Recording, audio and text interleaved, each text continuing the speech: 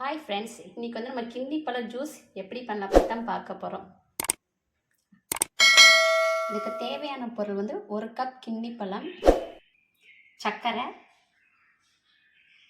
ஒரு mixie jar எடுத்துக்கலாம். நம்ம கட் பண்ண இந்த கின்னி பழத்தை இதில் போட்டுக்கலாம்.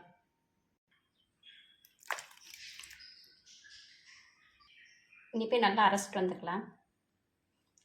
அரைச்சிட்டு வந்தாச்சு. இந்த மாதிரி திக் பேஸ்ட் மாதிரி உங்களுக்கு கிடைக்கும். இப்போ தான் நம்ம இதுக்கு தேவையான நம்ம சர்க்கரை போட்டுக்கலாம். உங்களுக்கு இனிப்புக்கு எவ்வளோ தேவையோ அந்த அளவுக்கு போட்டுக்கலாம். நான் வந்து 4 டீஸ்பூன் போடுறேன். இப்போ வந்து இதை வந்து நான் அரைச்சிட்டு வரேன்.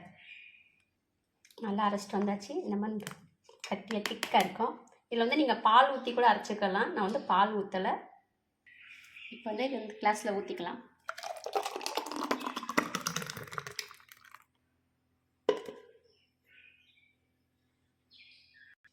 இதில் வந்து நீங்கள் ஐஸ் க்யூப் கூட போட்டுக்கலாம் தேவைன்னா.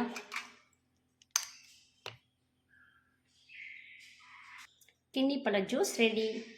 இந்த வீடியோ பிடிச்சிருந்தால் நம்ம சேனலுக்கு சப்போர்ட் பண்ணுங்கள். மறக்காமல் லைக் அண்ட் ஷேர் பண்ணுங்கள்.